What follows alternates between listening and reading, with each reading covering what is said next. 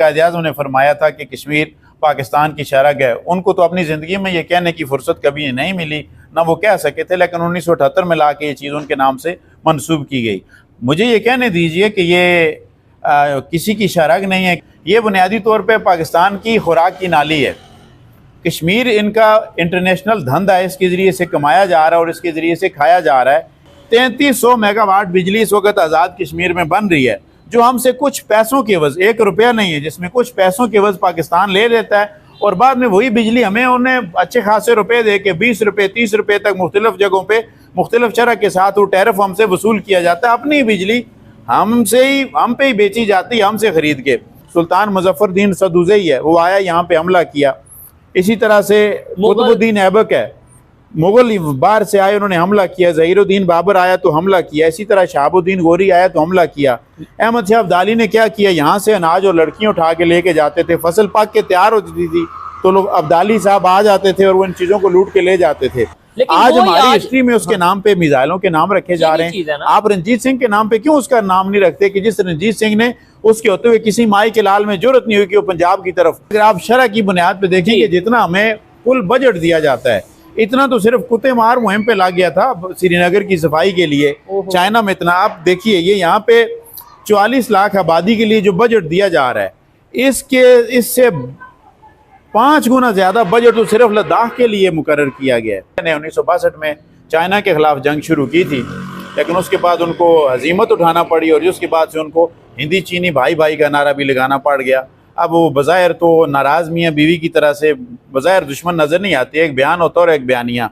उनका बयान तो ऐसे चल रहा है कि जैसे दुश्मन है, लेकिन बुनियादी तौर पे जो उनका तजारत का वॉल्यूम है जो चाइना और इंडिया के दरमियान चल रहा है, वो पाकिस्तान से 10 गुना ज़्यादा है। नमस्कार दोस्तों, इंडियन पावर में बहुत बहुत स्वागत करता हूं। मेरा नाम है सुब्रत। सो फ्रेंड्स, आज का वीडियो बहुत ही मज़ेदार होने वाला है, क्योंकि आज का वीडियो में हम लोग रिएक्शन देंगे Pakistani YouTuber real entertainment TV का एक इंटरव्यू का वीडियो है, जहाँ पे शोएब भाई आज़ाद कश्मीर पर जाके एक ज्ञानी मानी आदमी से बात कर रहे हैं। जो पाकिस्तान और इंडिया के साथ 4 जंग हुआ है, उसमें पहल कौन सी देश ने पहला किया है, और जो पाकिस्तान का क्राइटेरिया है, क्या अभी इंडिया के साथ बीट कर सकता है इकोनॉमी में, या फिर इंडिया कभी भी पाकिस्तान पर हमला कर सकता है। ऐसा बहुत सारे सवाल और जवाब हम लोग इसी वीडियो के माध्यम से सुनेंगे। वीडियो बहुत ही मज़ेदार होने वाला है, वीडियो के साथ बने रहिए। बाकी मेरा जो भी ओपिनियन रहेगा मैं बताऊंगा वीडियो के लास्ट में। तब तक ले दोस्तों चलिए वीडियो एंजॉय करते हैं। इंडिया ने जो 4 जंगें की हैं, उनमें से सिर्फ 1962 की जंग ऐसी है जो चाइना के साथ थी। ये वाहिद जंग है जिसमें इंडिया ने पहल की थी। बाकी जो 4 जंगें हुई हैं तो उसमें पाकिस्तान ने पहल की थी। अच्छा। ये एक तारीखी हकीकत है, चाहे वो 65 वाली हो तो ऑपरेशन जिब्राल्टर शुरू किया गया, जिसका जवाब लाहौर से आया। और जो मुक्ति बानी वालों ने उन्हें दरख्वास्त दी थी तो इंडिया 71 में आन पहुँचा। तो 99 में भी कुछ ऐसे लोग गए थे, पहले कहा गया मुजाहिदीन है, बाद में कहा गया नहीं जी आर्मी है। जब लाशें आने लगी तो मेरे इलाके के लोग मरे थे। अच्छा। तो इसलिए मुझे पता है कि जिस तरह माचिस की तीलियां रखी होती, इस तरह उनकी लाशें रख के लाई गई थी, जो कारगिल में लोग शहीद हुए हैं। ठीक है। और तो जी उनकी बात करते हैं। तो इस बुनियाद पे ये जंगें तो इनकी तरफ से शुरू की गई थी। इंडिया ने 1962 में चाइना के खिलाफ जंग शुरू की थी, लेकिन उसके बाद उनको हजीमत उठाना पड़ी और उसके बाद से उनको हिंदी चीनी भाई भाई का नारा भी लगाना पड़ गया। अब वो बज़ाहिर तो नाराज़ मियाँ बीवी की तरह से बज़ाहिर दुश्मन नज़र नहीं आती, एक बयान होता और एक बयानिया। उनका बयान तो ऐसे चल रहा है कि जैसे दुश्मन है, लेकिन बुनियादी तौर पे जो उनका तजारत का वॉल्यूम है जो चाइना और इंडिया के दरमियान चल रहा है, वो पाकिस्तान से 10 गुना ज़्यादा है। और यही सोचने की चीज़ है, यहाँ पे ये सबक पढ़ाया जाता है कि चाइना और इंडिया आपस में एक दूसरे के शदीद मुखालिफ हैं और वो शायद एक दूसरे को खा जाएंगे, और हम भी इनमें से किसी एक के मुसाहिब बन के ना फिरे तो दूसरा हमें खा जाएगा। तो चाइना के साथ रहना हमारा इसलिए लाजमी, हालांकि ऐसी कोई भी चीज़ नहीं है। ये दौर है सिर्फ इकानमी को ग्रो करने का, कि आप इकानमी के ज़रिए से किसी को शिकस्त दे सकते हैं। वो मार काट वाला वो ज़माना चला गया है। कश्मीर के लिए कहा यह जाता है जो कायद-ए-आज़म के साथ मंसूब किया गया 1978 में ला के, कि जी कायद-ए-आज़म ने फरमाया था कि कश्मीर पाकिस्तान की शरग है, उनको तो अपनी ज़िंदगी में ये कहने की फुर्सत कभी नहीं मिली, ना वो कह सके थे, लेकिन 1978 में ला के ये चीज़ उनके नाम से मंसूब की गई।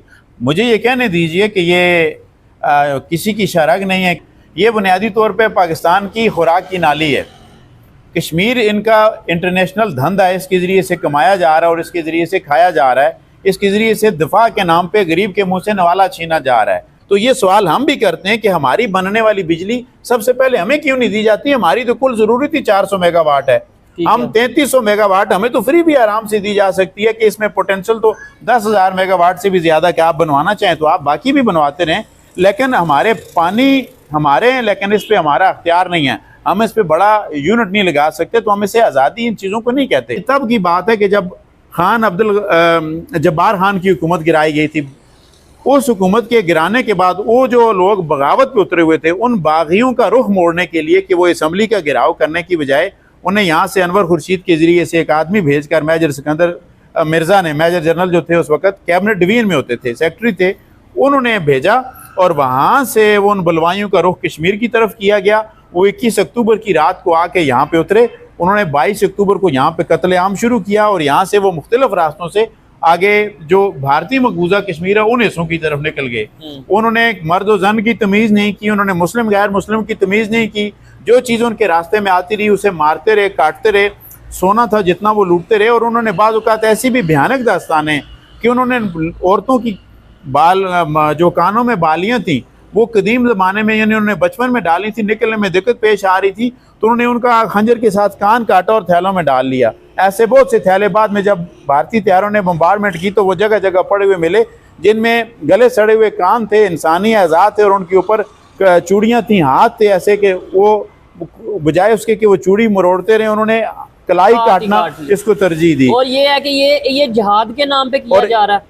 तब जहाद नहीं किया गया था, लेकिन आज उसको जहाद का नाम दिया जा रहा है और उन लुटेरों को हीरोज बना के पेश किया जा रहा है। ठीक है। जबकि कोई भी किसी दूसरी रियासत में उसकी इजाजत के बगैर दरअंदाजी करे तो महजब दुनिया उसे बड़ा लुटेरा कहेगी, उसे जहादी नहीं कहा जा सकता। ठीक है सर, इस रीजन के असल हीरोज जो पाकिस्तान की टेक्स्ट बुक में या हमें हमारी हिस्ट्री में नहीं बताए जाते, अगर मैं आपसे पूछूं कोई एक दो नाम, और फिर बड़ी हैरत वाली बात है कि जितने भी हमारे हीरोज हैं या तो वो अफगानी कोई बताए जाते हैं, जी वो आए अफगानिस्तान से या इस एरिया से आए और उन्होंने जो सा यहाँ पे बरसगीर में इस्लाम नाफज कर दिया। कोई नॉन मुस्लिम या हिंदू कह ले, कोई हिंदू हमारे यहाँ पे हीरो नहीं मौजूद था लोकल यहाँ का। मैं एक छोटा सा ये इसको जो आप जवाबी सवाल कह रहे हैं कि एक हिंदू जो लाहौर से है और वो वाघा बॉर्डर पे अपने इस वतन पाकिस्तान के लिए लड़ते हुए शहीद हो जाए, मर जाए, शहादत को भी एक तरफ छोड़ें, वो कत्ल हो जाता, अपनी जान दे देता है पाकिस्तान की हिफाजत करने के लिए, क्या हमारा हीरो वो होना चाहिए या पाकिस्तान वालों को उसे हीरो मानना है कि जो मुसलमान था, इंडिया की तरफ से उसने हमला किया, आप मजहब की बुनियाद पे उसे हीरो कहें कि जो आपकी जान लेने के दर पे है अपने मुल्क की हिफाजत के लिए। यहाँ पे मजहब का और नेशनलिज्म का क्लैश है बुनियादी तौर पे, इस चीज़ को जहन में रखना चाहिए। एक अफगानी जो पाकिस्तानी सरहद पे आके हमला करता है, यह एक ईरानी ला इलाहा तो वो भी पढ़ रहा है, ला इलाहा तो ईरानी भी पढ़ रहा है और ला इलाहा इल्लल्लाह पाकिस्तानी भी पढ़ रहा है, ये एक दूसरे के साथ लड़ते हुए मर जाते हैं, तो आप किसे शहीद करार देंगे और किसे मकरू करार देंगे? ये बहुत नाजुक सवाल है और कोई भी इस पे गौर नहीं करना चाहेगा। बुनियादी तौर पे महजब दुनिया का शेवा यही है कि जो अपने घर की हिफाजत करता है तो वही हीरो होना चाहिए। हमें ये देखना होगा कि जब तक इस निसाब से हीरो और लुटेरे की तरतीब बदलती नहीं है तो हम शायद सुधर नहीं सकेंगे। और फिलहाल अभी तो मुझे इतना हौसला नजर नहीं आ रहा कि कौम में इतना हौसला आ जाए कि वो मोहम्मद बिन कासिम जो बाहर से सादात को ढूंढते हुए उनको ढूंढ कर चुन चुन कर मारने के लिए आया था, उसको आज भी हीरो माना जाता है। और उसके मुकाबले में जो इस धरती को दिफा करते हुए, इस धरती को बचाते हुए अपनी जान की बाजी हार गया और राजा दायर, उसे आज भी कातिल, डाकू और उसे हीरो नहीं माना जाता, उसे विलन माना जाता है। क्या वजह है कि हमारे निसाब में उसे हीरो बल्कि उसके नाम पे मजाइल बना दिए गए? और मैं ये समझता हूँ आज के दौर में अगर कोई बात भी करेगा तो शायद उस पर फतवा लगेगा कि यार आप तो मतलब इनके ऊपर जो सा इन्हें हीरो नहीं मान रहे या इनको डिसरिस्पेक्ट कर रहे हो। इसके दो अलग अलग स्टेप में। पहली चीज़ तो ये है कि महजब दुनिया में अब मिसाइल ख़त्म किए जा रहे हैं, बहुत से ममालिक अपनी अफवाज ख़त्म कर रहे हैं कि ये महकमा बेकार तरीन है, इसके में करने का कुछ नहीं है। महकमों की हिफाजत अफवाज, मुल्कों की हिफाजत अफवाज नहीं करती। अगर एटम बम किसी की हिफाजत कर सकता, बड़ी फौज किसी की हिफाजत कर सकती, तो वो अजीम रशिया, वो सोवियत यूनियन जिससे 22 मुल्क अलग हो गए, आज़ाद हो गए, और वो आज भी दुनिया के इतना बड़ा मुल्क है कि उसके बाद दूसरा बड़ा मुल्क कनाडा उसका निस्फ बनता है, वो अभी भी इतना बड़ा है।